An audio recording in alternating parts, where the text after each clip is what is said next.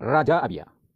Sesudah Salomo, raja yang memerintah di Israel ada dua, yaitu Yerobeam di Israel Utara atau Samaria, dan Rehabiam anak Salomo di Israel Selatan atau Yudea, Yehuda. Nah, kemudian Rehabiam mati terlebih dulu, dan Yerobeam masih berkuasa di Israel Utara atau Samaria. Nah, dalam tahun ke-18 zaman Raja Yerobeam ini, yang menjadi raja atas Yehuda sebagai pengganti Rehabiam adalah Abia. Abia ini adalah anak dari Rehabiam. Nah, dan ibunya bernama Mikaya, anak Uriel dari Gibea. Nah, di sini saudara, sepanjang hidup Rehabiam berperang melawan Yerobeam. Dan sesudah Rehabiam mati, peperangan ini dilanjutkan oleh Abia. Ia memulai perang dengan pasukan pahlawan perang 400.000 orang pilihan. Sedangkan Yerobeam mengatur barisan perangnya melawannya dengan 800.000. Ya, orang yang gagah perkasa. Jadi lebih banyak Yerobeam. Abia berdiri atas gunung Semaraim dan berkata, "Dengarlah kepadaku Yerobeam dan seluruh Israel." Katanya seperti menantang ya saudara ya.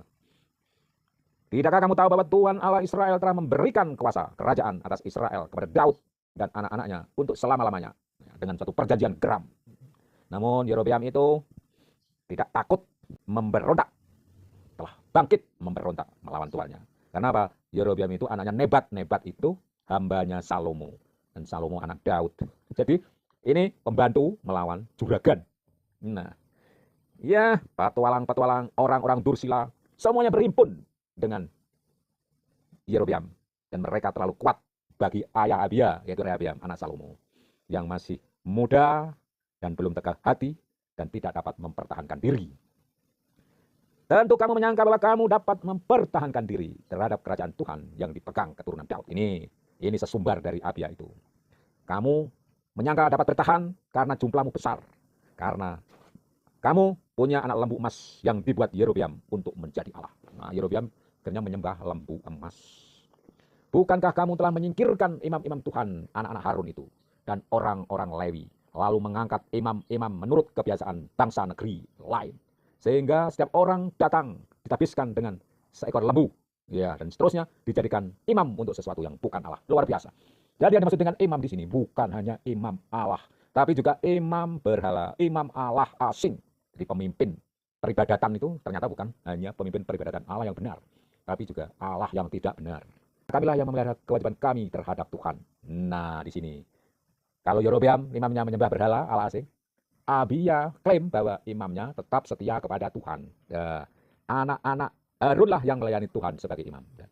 Dan Tuhanlah Allah kami, dan kami tidak meninggalkannya. Jadi ini klaim perang antara imam menyembah berhala dengan imam yang setia pada Tuhan, yaitu sebagai keturunan Harun, sebagai umat Lewi, imam umat Lewi, imamat Lewi.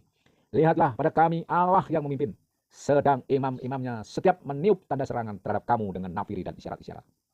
Hai orang Israel, nah ini seru Abia kepada Yerobeam di Samaria atau Israel Utara.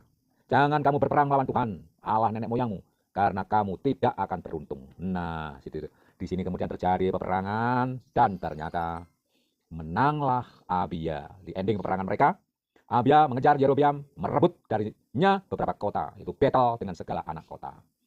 Dan seterusnya, tak pernah lagi Yerobeam mendapatkan kekuatan di zaman Abia. Tuhan memukul dia sehingga mati. Nah, jadi Yerobeam mati pada zaman Abia anak Rehabiam. Dan Abia menunjukkan dirinya kuat. Nah, dan ia mengambil 14 istri dan memperanakan 22 anak laki-laki dan 16 anak perempuan. Nah, saudara, Abia memerintah selama 10 tahun. Dan ini tampaknya dari sini, dia disertai Tuhan karena menyembah Tuhan Allah. Sangat sederhana penerapan dari firman ini, di mana siapa yang berpihak pada Allah, tentu Allah berpihak kepadanya, dan kekuatan kemenangan diberikan sebagai penyertaannya.